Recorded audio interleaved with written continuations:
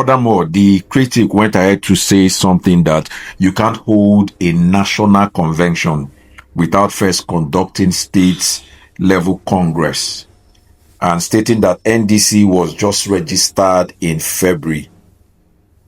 The party announced it had submitted notices for upcoming convention, but submitting a notice is not the same as completing those processes.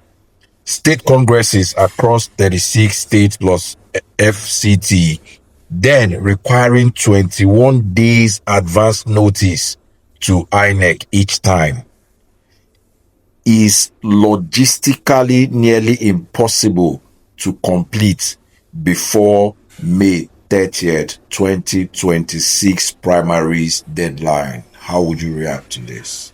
Well, the action is to hold the congresses, and good thing, I think this person, this critic was able to say that the NDC had submitted these notices to the INEC. I mean, so that we are clear on that, on the notices, well ahead of the congresses. I'm just coming from, I just told you I came in from Newi.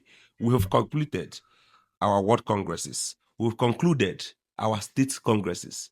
We've concluded our regional congresses. Now we are now on. Everybody is now headed. That's why there's a gap of 1 day.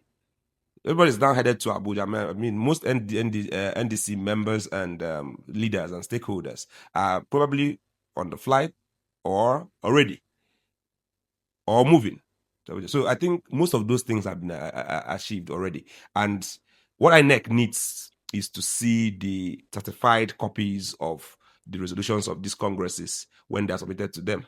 Alongside, it is just like every other process. Once there are no two NDC parties in Nigeria. So once the NDC submits this, I think that it's the duty of INEC to accept them as such. Because the main thing there is to meet up with the deadlines. This law, this electoral was just made in our parlance just yesterday.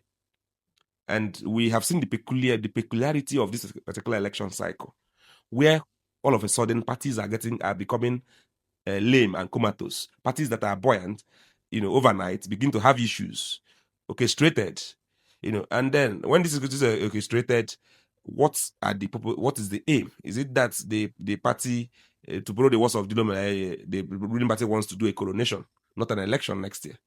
So of course, our democracy has to survive, and for it to survive, we Nigerians, especially Nigerians in the ADC, have taken it upon themselves to work around the clock. That's why I've just told you that I read out the schedule for you on the 1st, on the 2nd, on the 3rd. All of these things have happened sequentially. For the most part, some people have not gone home. Some people had to stay and make sure that these things happen. And I think that the best that Nigerians and onlookers who are not members of the party yet should do is to give kudos to the NDC for we are breaking a lot of records, in terms of this election cycle. I'm sure that by the time the records are counted, I don't want to start counting now. There will be a lot. Even make a Guinness World entry, be able to fulfill all of this. This is a national party, you remember. But then it is a circumstance, like I told you, is a doctrine of necessity, and we are following every tenet of that doctrine, making sure that all that needs to be done is not just done, but is seen as duly completed.